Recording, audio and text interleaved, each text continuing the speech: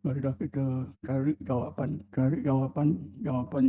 yang baik untuk menyelesaikan masalah yang ditimbulkan oleh orang-orang yang berpaham Wahhabi. Kita ambil contoh, yang pertama, amalan bertahlil. Amalan tahlilan untuk orang yang mati adalah bid'ah. Bid'ah, berdosa dan bakal dimasukkan ke neraka. Kerana Rasulullah tidak melakukannya. Berwirid, berzikir ramai-ramai selepas solat juga bid'ah. Sambutan Maulid Rasul juga bid'ah. Majlis-majlis sambutan Isra Mi'raj juga bid'ah. Kerana Rasulullah tidak melakukannya. Jawapan yang pertama, tuan-tuan mesti ingat ayat 7 suratul Hasr.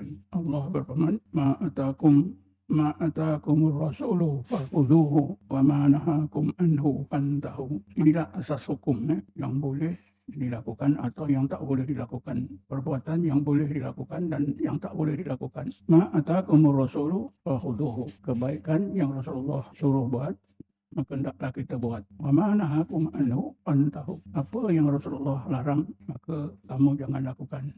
Jadi yang tak boleh dilakukan ialah yang Rasulullah larang. Banyak perkara kebaikan yang macam Rasulullah tak suruh, juga Rasulullah tak larang.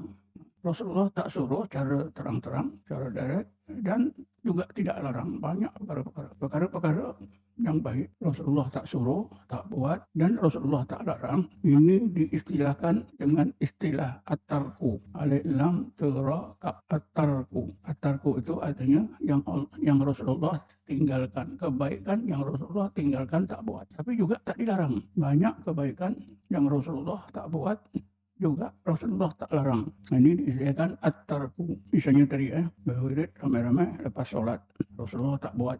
Adakah Rasulullah larang? Tidak juga larang. Jadi termasuklah dalam perkara-perkara baik yang Rasulullah tak larang, Rasulullah tak buat. Termasuk di bawah at-tarku. Ahli hadis telah sepakat perkara-perkara baik yang Rasulullah tak larang, Rasulullah tak buat, yang tersenarai di bawah at-tarku, maka tidak boleh dikatakan sebagai sesat atau haram. Maka ahli hadis menyimpulkan kaedahnya at-tarku laisa bihujjatin fi tahrimi. Coba tulislah, ini susah nak cari maklumatnya. At-tarku laisa bihujjatin fi tahrimi. Perkataan saja. Perkataan pertama at-tarku, perkataan kedua laisa, perkataan yang ketiga bihujjatin, keempat fi tahrimi. At-tarku laisa bihujjatin fi tahrimi. Perkara-perkara baik yang Rasulullah tak buat, juga Rasulullah tak larang, maka tak boleh dijadikan alasan, dijadikan dalil untuk mengharamkannya. Contohnya tadi, berwirid ramai-ramai, kuat-kuat selepas solat. Memang adik-adik sudah telitikan tak ada. Rasulullah tak buat. Rasulullah juga tak larang. Kita sekarang kita buat.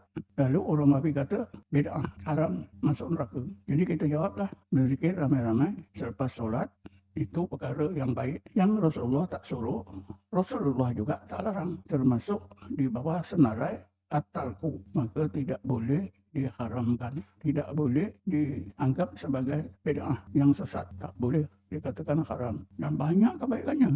Tanda orang Wahabi itu bid'ah, Nabi tak suruh, Nabi tak buat. Jadi kita jawab pada at-tarku laisa bihujjah. Kedua, Nabi tak larang, yang diharamkan yang Nabi larang.